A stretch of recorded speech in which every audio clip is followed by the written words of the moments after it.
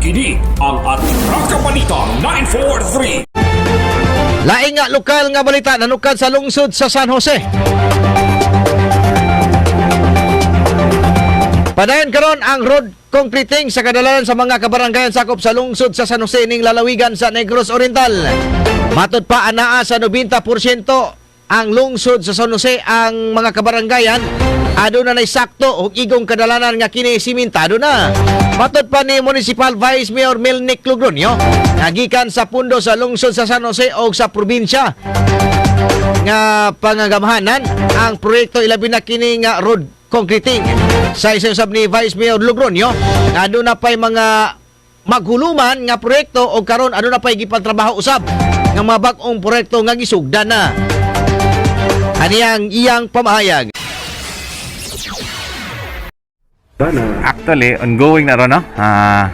Natay concreting sa ato ang lungsod. Ang lungsod mo'y ga finance, ang lungsod mo'y ga fund. Naa sa Basak, Natapo Norte Basak Road. Na ongoing diha nga concreting.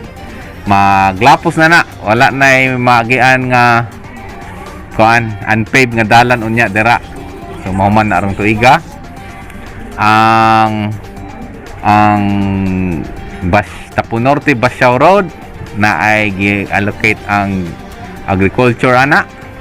That's 17 million, 12 million ug 5 million. DPWH ang ga-implement. Dito sa naapod ang province, naapod sila yung mga maintenance sa dalan. Naapod sila additional nga concreting dito sa Tampe, Shapo Road. So, ato ang mga projects sa concreting sa dalan nagpadayon.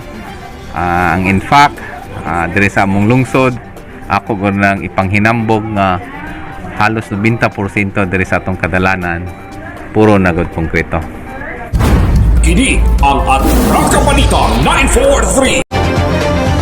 Si Vice Mayor Melnick Logronio sa lungsod sa San Jose, probinsya sa Negros Oriental. Laing Kini ang Atraka Balita 943. Ang matag katawhan adunay katungod mahibalo sa nagkadaiyang isyu manasyonal o lokal. Balita nga importanteng masayran ni Juan de la Cruz. Prinsipyo, katungod og baruganan tintugan. Kini ang Atraka Balita 943.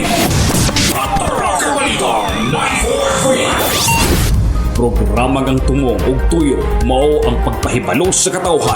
Atraka Balita 943. Serbisyo publikong wala ipinili. Atraka Balita 943. Atraka Balita 943. Sa inyong mga radyo, Lunes hangtod Biyernes, alas 6:30 hangtod alas 8 sa buta diri lamang sa pinakapatas nga sibiyahan 94.3 City Light FM at Atraka Balita 943.